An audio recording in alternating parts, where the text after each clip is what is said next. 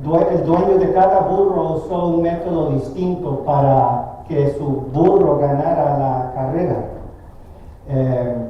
Uno de ellos motivó a su burro colgando una zanahoria enfrente del burro. Y el burro pues, se animaba a ver que había un premio, algo por qué avanzar, y de esa manera avanzaba motivado para alcanzar su premio, la zanahoria. El otro dueño, en vez de estar enfrente del burro, estaba atrás con una vara. Y ese fue su método de motivar a su burro a ganar. La motivación en este caso fue negativa, porque el burro tenía la motivación de moverse para evitar los golpes, el castigo de la vara. Así que un método positivo y un método negativo. Y es interesante que algo similar miramos en la Biblia. Tenemos muchos ejemplos de seres humanos que vivieron sus vidas. Algunos hicieron el bien y nos dieron ejemplos positivos. Otros hicieron mal o tomaron decisiones equivocadas y nos dieron ejemplos negativos. Pero en la Biblia tenemos de todo, ejemplos positivos y negativos. Yo sé que a nosotros nos gusta enfatizar los ejemplos positivos porque queremos algo positivo, ¿verdad? Pero por algo la Biblia nos presenta los otros ejemplos. Y hoy en día estamos pensando no solamente en cualquier ejemplo, pero ejemplos de los padres, porque en la palabra de Dios tenemos ejemplos de padres. Hay algunos padres que dieron buen ejemplo como padre y nos animan, pero hay padres también en la Biblia que hicieron grandes errores en su rol como papá, no fueron buenos padres. Y ellos están en la Biblia por algo también. No podemos ignorar esos ejemplos porque están ahí ¿para qué? Para avisarnos, para que veamos las consecuencias cuando las cosas no van correctamente como nuestro Dios, el que nos creó, el que nos diseñó, quiere que vayan las cosas. Así que hoy vamos a ver algunos de esos ejemplos negativos. El mensaje se llama No seas padre malo, pero me gusta más en inglés, Don't be a bad dad, que rima mejor. Pero vamos a ver algunos ejemplos de errores de un padre que su motivación de su vida fue de ser materialista, pero descuidó su familia. O de un padre que no pudo aplicar a sus hijos la disciplina y los hijos pagaron el precio de ser criados sin disciplina. Un padre que arruinó su propia familia cometiendo el adulterio. Y un padre que también hizo mucho daño a su familia porque no tenía conocimiento de la palabra de Dios. ¿Cuáles son estos malos ejemplos? Don't be a bad dad. No sean padres malos. Vamos a ver aquí 4 ejemplos. ¿Están listos para los ejemplos? Tomen un cuaderno, algo para tomar notas. Aquí está el primer ejemplo negativo. No cometas el error de Lot, de ser materialista. Vamos a ver aquí en Génesis 13:8. Génesis 13:8. Así que Abraham dijo a Lot: no debe haber pleitos entre nosotros ni entre nuestros pastores, porque somos parientes. Ahí tienes toda la tierra a tu disposición. Por favor, aléjate de mí. Si te vas a la izquierda, yo me iré a la derecha. Y si te vas a la derecha, yo me iré a la izquierda. Lot levantó la vista y observó que todo el valle del Jordán era tierra de regadío, como el jardín del Señor, o como la tierra de Egipto en dirección de Zoar. Así eran antes de que el Señor destruyera a Sodoma y a Gomorra. Entonces Lot escogió para sí todo el valle del Jordán y partió hacia el oriente. Fue así como Abraham y Lot se separaron. Abraham se quedó a vivir en la tierra de Canaán, mientras que Lot se fue a vivir entre las ciudades del valle, estableciendo su tienda de campaña cerca de la ciudad de Sodoma.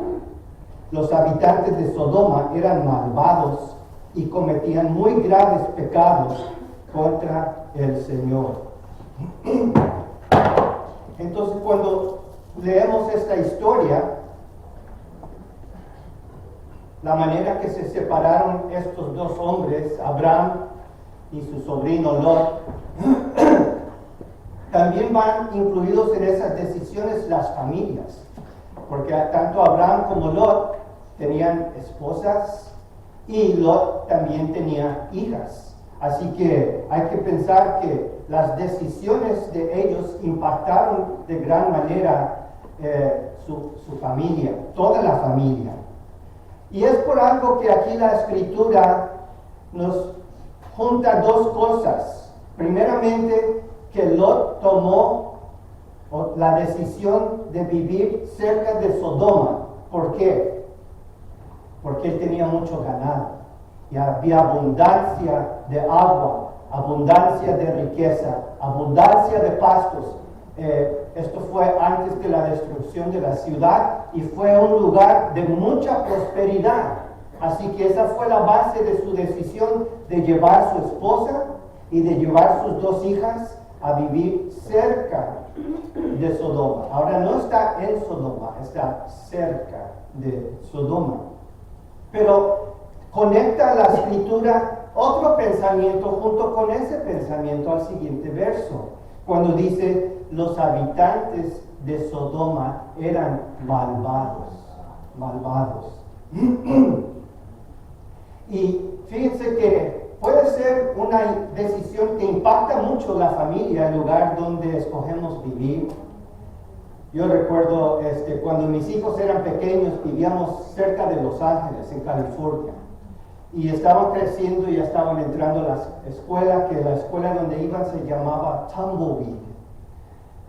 Un lugar ahí. Y a mí no me pareció un lugar favorable para criar una familia, porque había muchos pandilleros en las escuelas. Y era muy cerca de Los Ángeles, y fue en los años 90, cuando había los disturbios y todo esto.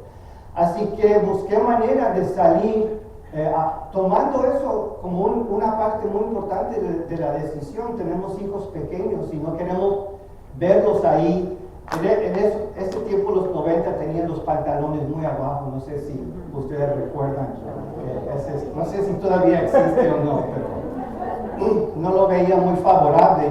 Yo me imaginaba a mis hijos de jóvenes vistiéndose así. Así que tomamos la decisión a salirnos de California y a movernos al estado de Missouri, donde era más sano y las escuelas mejores. Pero tomamos las decisiones pensando en distintas cosas, lo que es bueno para la familia. Pero ¿qué es bueno para la familia?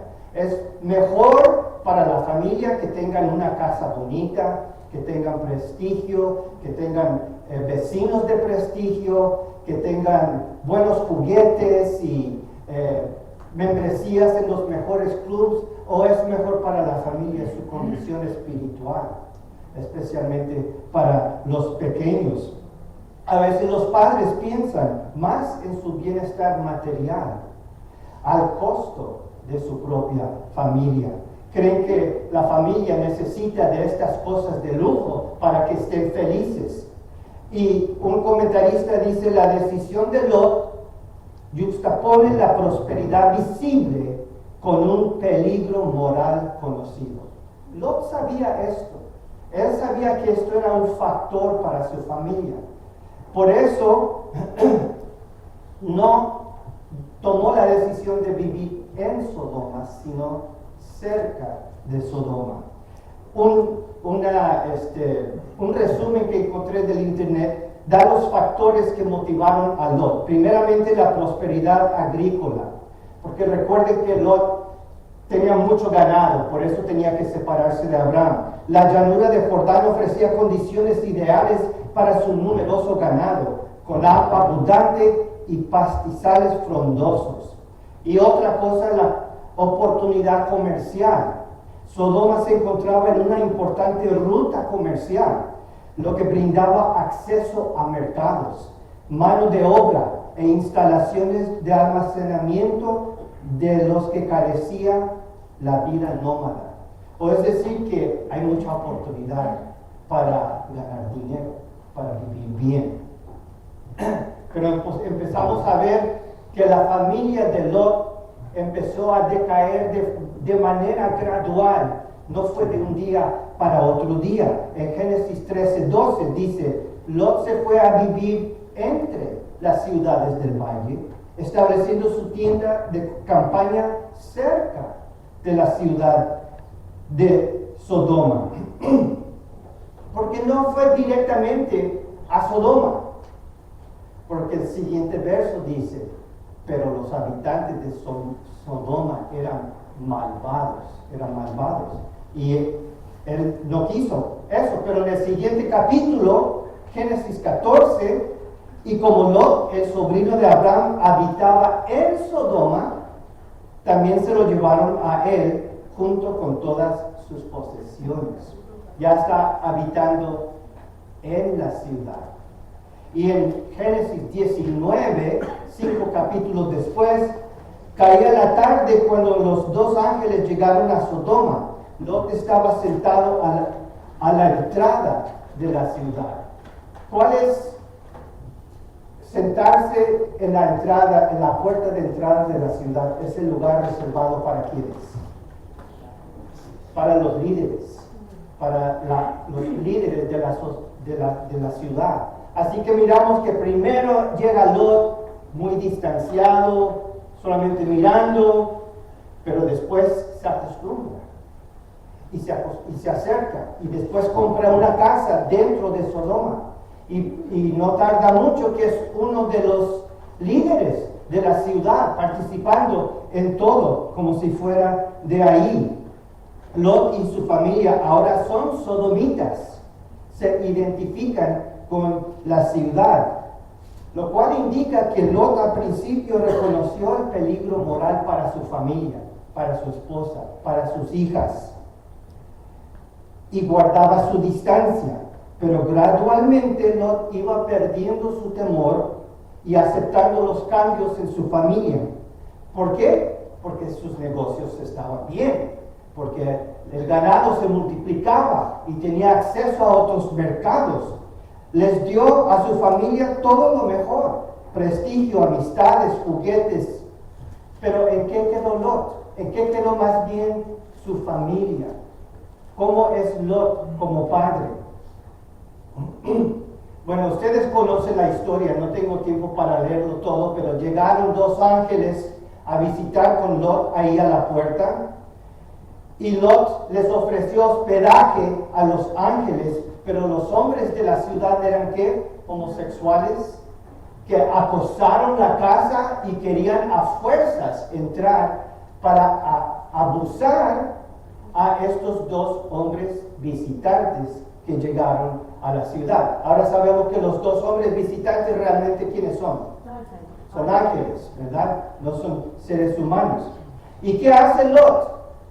Dice, en lugar dijo, estos son, estoy dándoles hospedaje, son míos, tengo que protegerlos. No hagan esto, no entren para violarlos, pero aquí mira, están mis dos hijas. Tómenlas a ellas, abúsenlas a ellas, pero a estos visitantes míos no hagan esto. Entonces, ¿ustedes creen que durante esos años en Sodoma algo está sucediendo dentro de esta familia? Los hombres de Sodoma eran malvados, pero Lot dijo, pero hay agua y hay abundancia y vamos a salir adelante. La esposa de Lot, ¿qué pasó con ella? Se convirtió en una estatua de sal. ¿Ustedes recuerdan?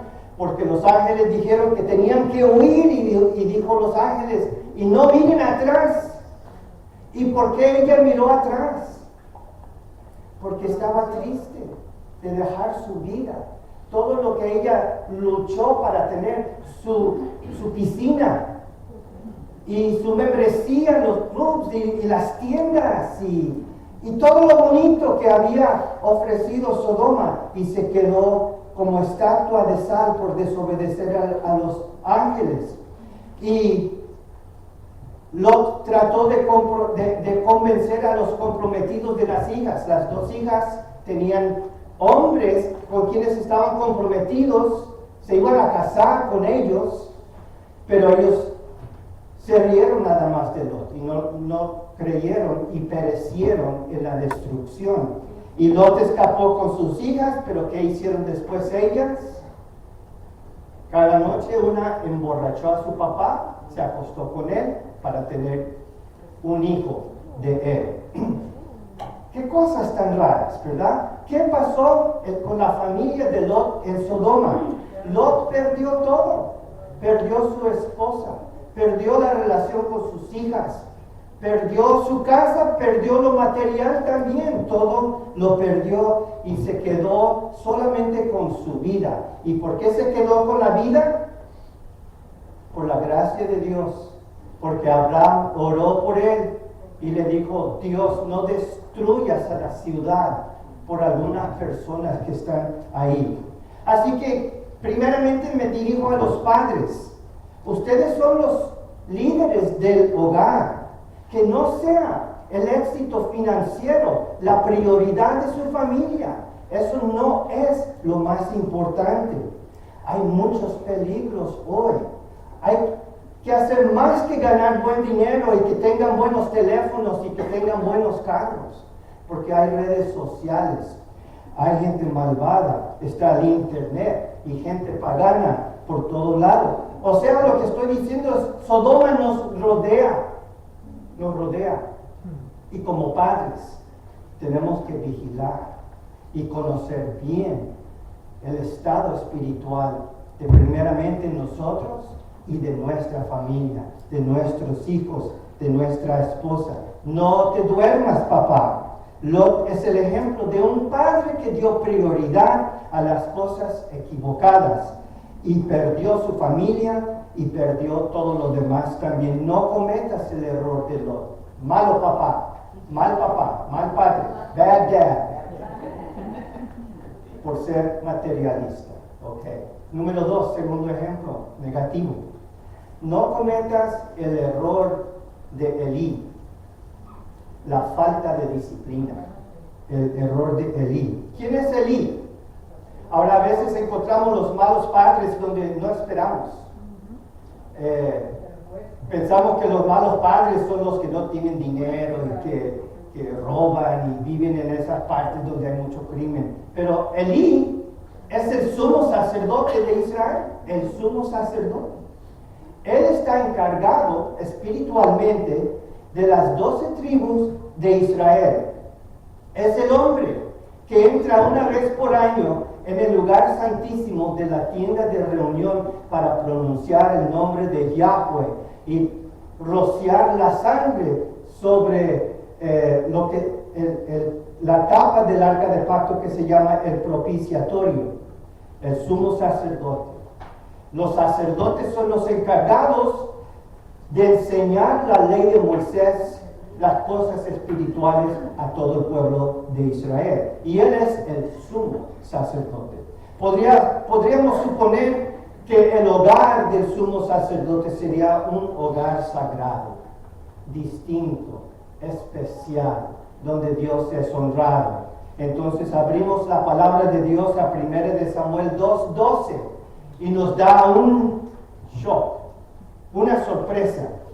Los hijos de Elí eran unos perversos que no tomaban en cuenta al Señor. ¿Qué? Los hijos del sumo sacerdote son perversos y no toman en cuenta al Señor. ¿Qué está sucediendo aquí? No esperamos esto. Dice en el verso 22, Elí, que ya era muy anciano, se enteró de todo lo que sus hijos estaban haciendo al pueblo de Israel, incluso de que se acostaban sus hijos con las mujeres que servían a la entrada de la tienda de reunión. Les dijo, este es Elí hablando con los hijos, ¿por qué se comportan así? Todo el pueblo me habla de su mala conducta. No, hijos míos, no es nada bueno lo que se comenta en el pueblo del Señor. Si alguien peca contra otra persona, Dios servirá de árbitro, pero si peca contra el Señor, ¿quién podrá interceder por él? No obstante, ellos no hicieron caso a la advertencia de su padre, pues la voluntad del Señor era quitarles la vida. Verso 27. Un hombre de Dios fue a ver a Elí y le dijo, así dice el Señor, bien sabes que yo me manifesté a tus antepasados levitas cuando estaban en Egipto bajo el poder del faraón. De entre todas las tribus de Israel, escogí a Aarón para que fuera mi sacerdote, es decir, que en mi presencia se acercara a mi altar, quemara el incienso y se pusiera el efod. Además, a su familia concedí las ofrendas puestas al fuego que los israelitas queman en mi honor. ¿Por qué pues tratan ustedes con tanto desprecio los sacrificios y las ofrendas que yo he ordenado traer a mi santuario? ¿Por qué honras a tus hijos más que a mí y los engordas con lo mejor de todas las ofrendas del pueblo de Israel? Así que estos dos hijos de Elí, del sumo sacerdote, se llaman Ofni y Finés. Ofni y Finés, que fueron descritos como hombres perversos. Y su pecado eran dos tipos. Número uno, violaban las leyes relativas a los sacrificios. Y número dos, cometían inmoralidad sexual. Como sacerdotes, se apoderaban de las mejores partes de los sacrificios. Efectivamente, guardaron la grasa para comer ellos mismos, la grasa de las ofrendas. Y la grasa debía ser únicamente para el Señor, no para ningún levita. Ellos están robando lo que es del Señor. Y la inmoralidad sexual. Mantenían relaciones sexuales ilícitas con las mujeres que servían a la entrada de la tienda de reunión, violando así la santidad del sacerdocio y las leyes de Dios contra el adulterio. Estas acciones no eran meras faltas personales, sino que constituían una blasfemia contra Dios, ya que corrompían el culto de Israel y trataban con desprecio las cosas sagradas.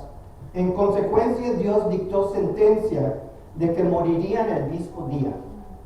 Esta profecía se cumplió cuando ambos perecieron en la batalla contra los filisteos.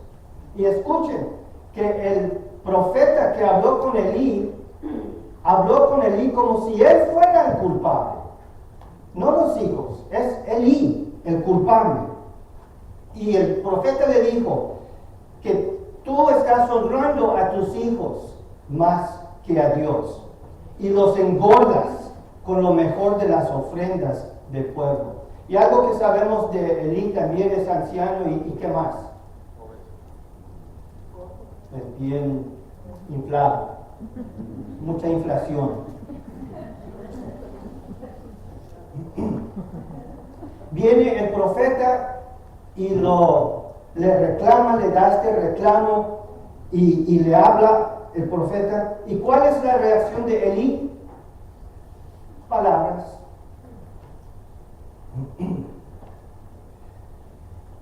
Básicamente él no reaccionó, los advirtió con una advertencia muy débil, muy suave. Pero ¿saben qué? Ya era muy tarde. ¿Qué llevaría a Elí a que, siendo el sumo sacerdote, tuviera un desastre tan grande en su propio hogar? ¿Cómo ocurre esto? Tal vez él tenía tantas responsabilidades como sumo sacerdote enseñando a los otros sacerdotes y cuidando de las cosas sagradas, que él no tuvo tiempo para criar a sus propios hijos. Tal vez eso podría ser. Pero lo que yo veo y lo que observo es que él simplemente nunca quería molestarse con la disciplina de sus hijos.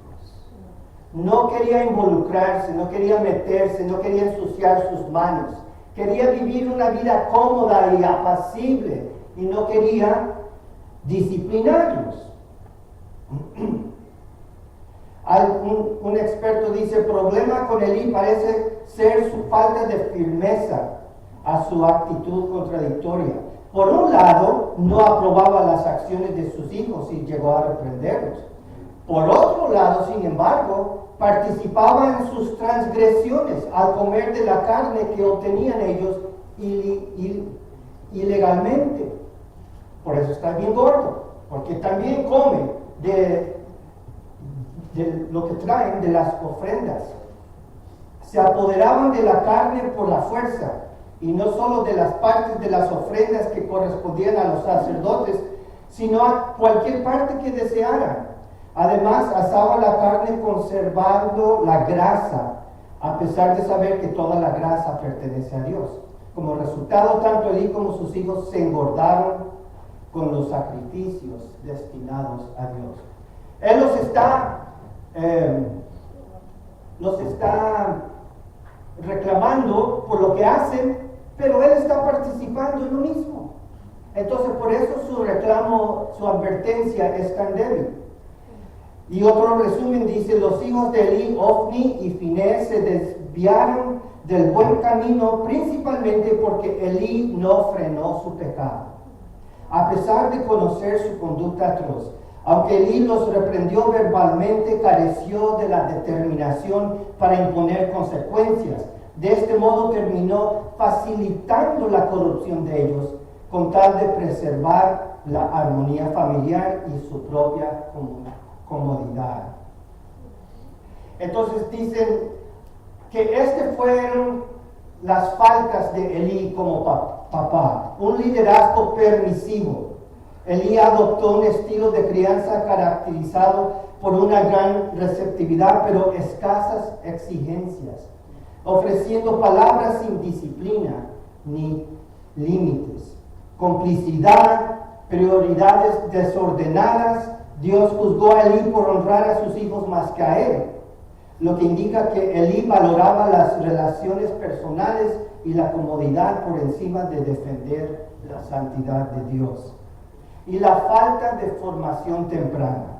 Elí no estableció autoridad ni disciplina cuando sus hijos eran jóvenes, permitiendo que sus hábitos de autocomplacencia se arraigaran y derivaran en conductas delictivas y blasfemia en la edad adulta. Así que perdió su oportunidad cuando eran jóvenes. No estableció límites, no puso disciplina. Pero Proverbios 13:24 dice, no corregir al hijo es no quererlo. Amarlo es disciplinarlo a tiempo. Y estas palabras suaves que Elí los dio a los dos ya no fueron efectivas esas palabras porque tardó demasiado tiempo. Proverbios 23:13, no dejes de disciplinar al joven. Si lo castigas con vara, no se morirá. Castígalo con vara y así lo librarás de la muerte. Elí no hizo esto y los llevó a todos, a toda la familia, a la muerte. Instruye al niño en el camino correcto y aún en su vejez no lo abandonará. ¿Están escuchando, padres? La sabiduría de la palabra de Dios. Y estos padres que no pusieron atención, fue un descuido total de la condición de su familia. Ser padre es difícil. El padre establece límites, muestra autoridad y firmeza y aplica la disciplina cuando es necesario. Elí o no tenía tiempo o no tenía el carácter, pero perdió la oportunidad que la infancia presenta y fue un padre ausente cuando el hogar lo necesitaba. Jeffrey Himmel en su comentario dice: no creo que haya ningún cristiano que al contemplar la historia de Elí diga: ese es el tipo de padre que yo quiero ser. Sin embargo, la triste realidad es que no son pocos los que terminan imitándolo. Hay padres que, aun siendo personas íntegras en todo aspecto visible, no cumplen con su deber de instruir a sus hijos en la piedad.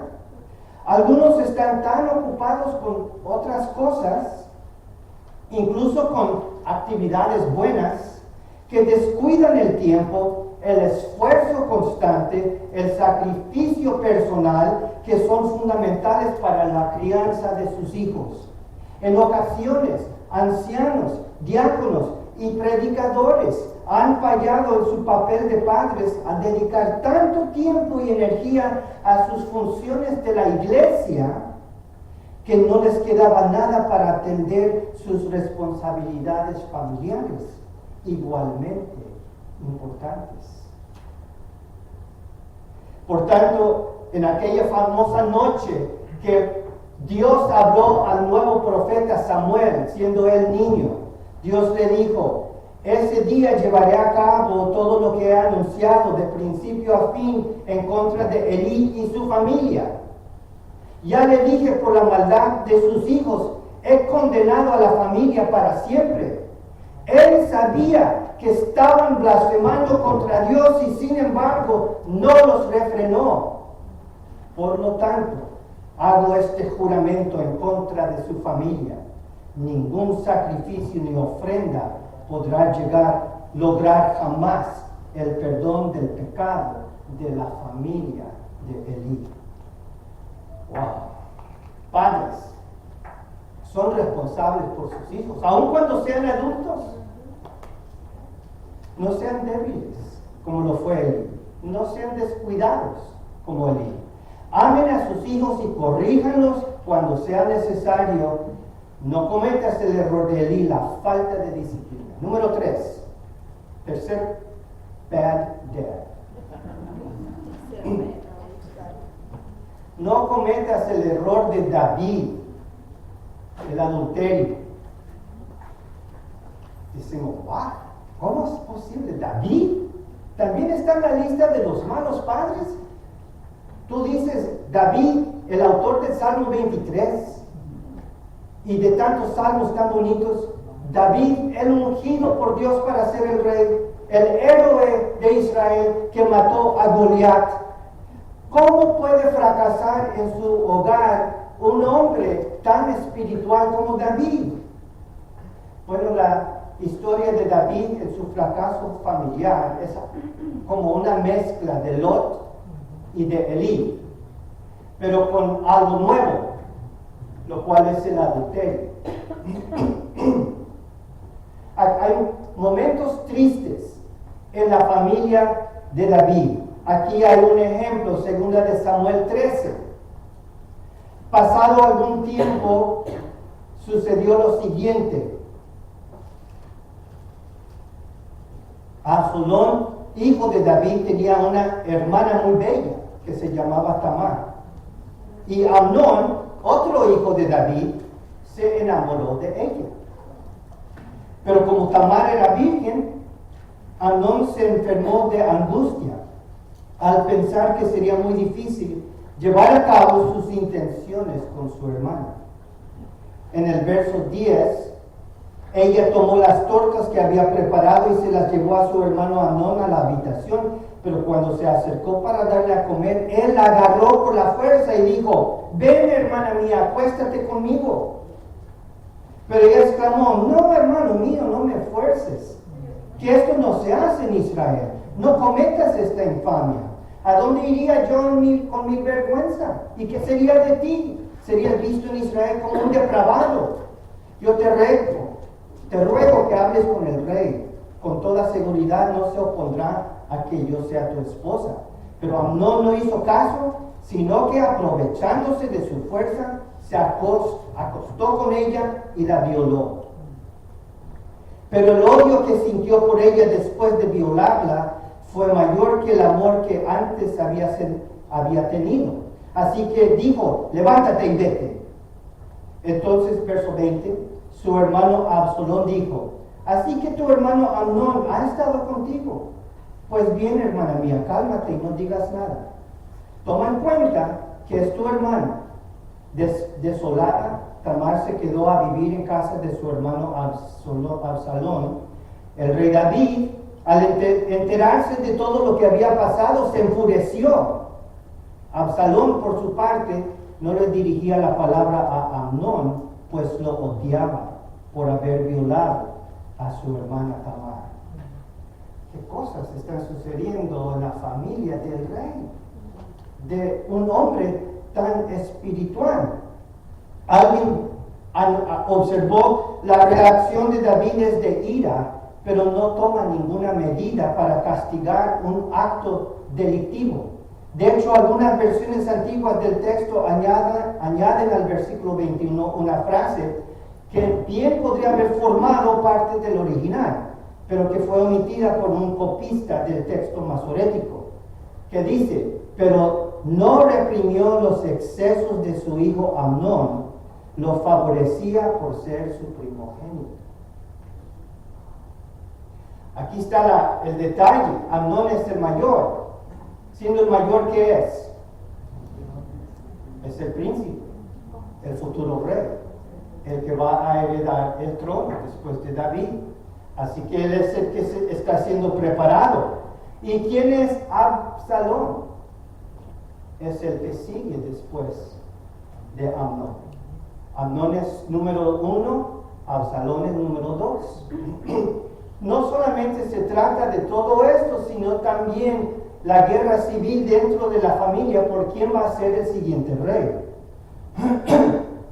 ¿Y por qué no hizo nada David? Se enojó, se enfureció, pero no hizo nada. Y un experto dice, lo que David podría y probablemente debería haber hecho era apartar formalmente a Amnón de la sucesión al trono, debido a un acto tan despreciable. Sin embargo, más allá de enfadarse, David no hizo nada.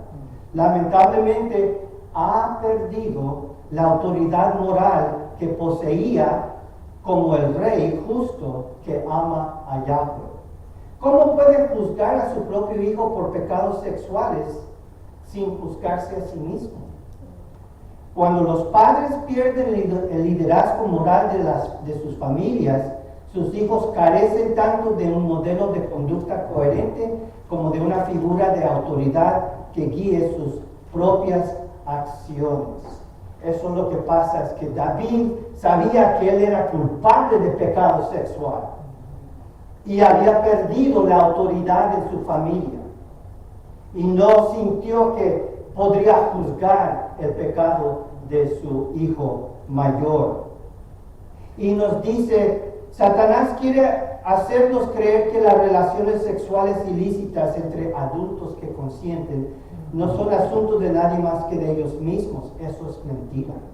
Nuestros pecados tienen consecuencias que trascienden nuestra propia persona y pueden perjudicar a cualquiera dentro de nuestro ámbito de influencia.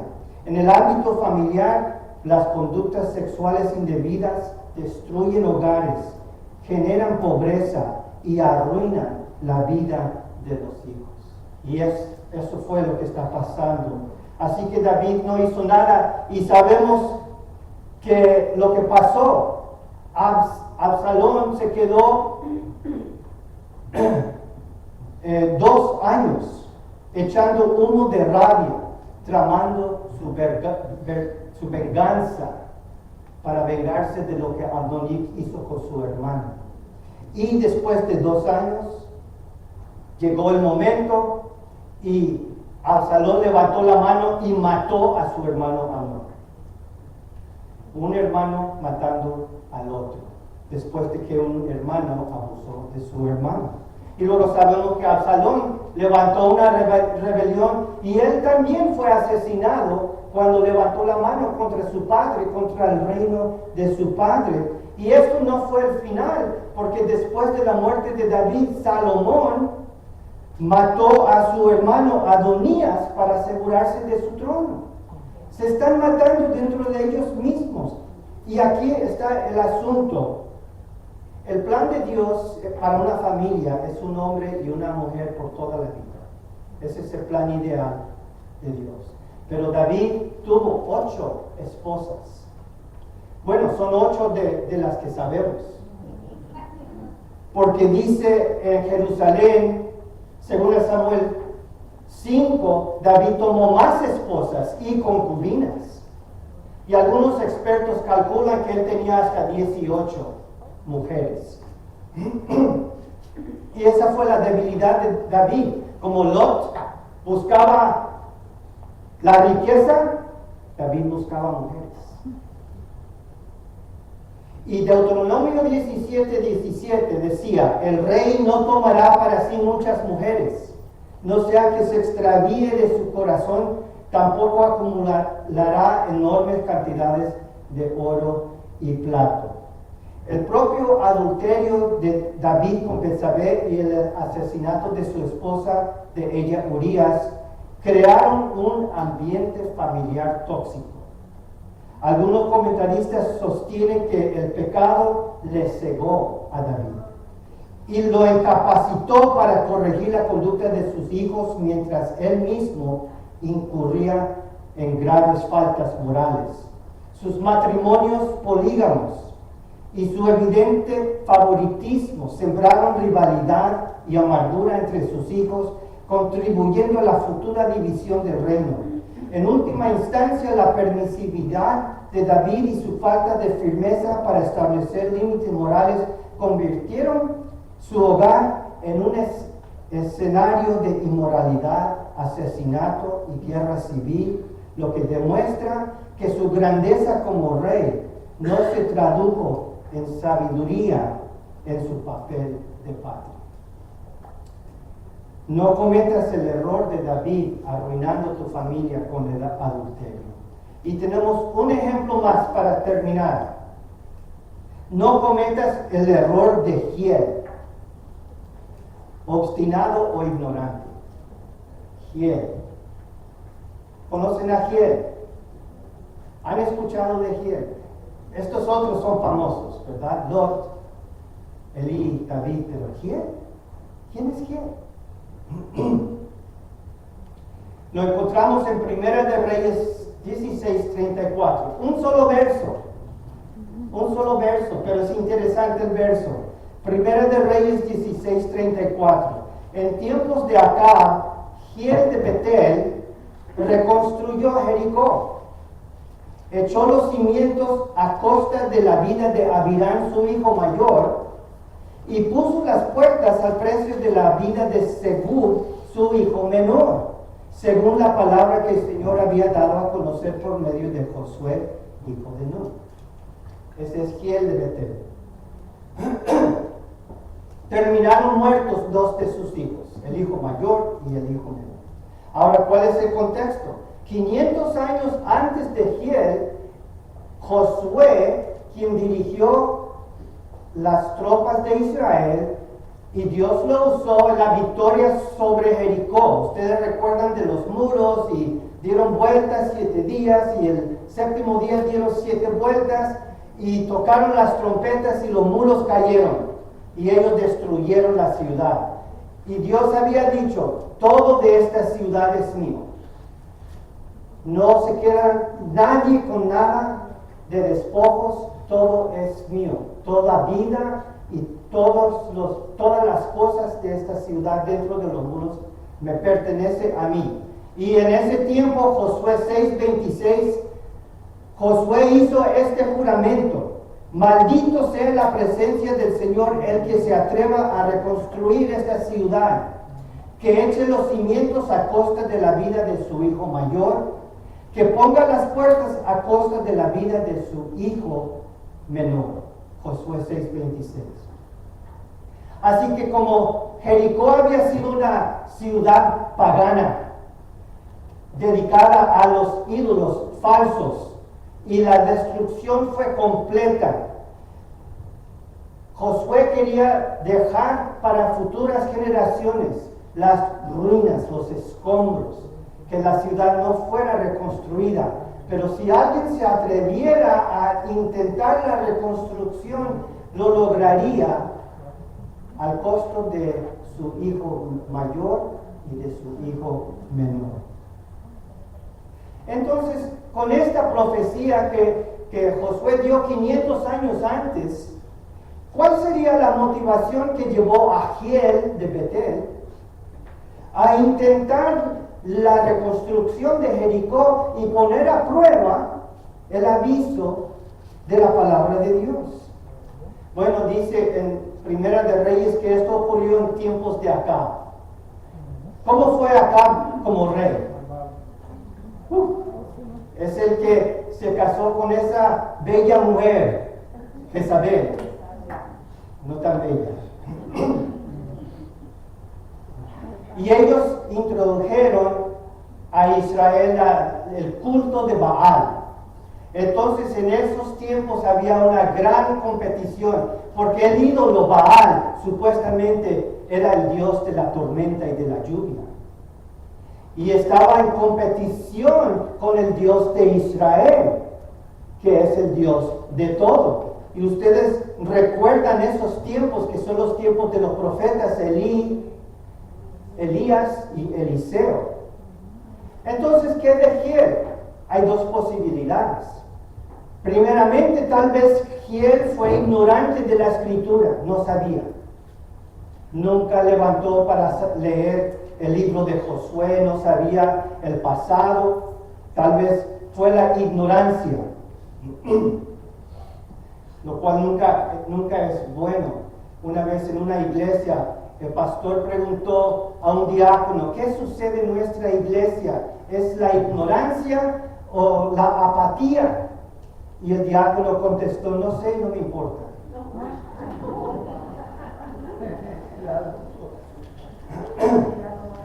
Tal vez fue la ignorancia, pero a lo mejor no fue la ignorancia.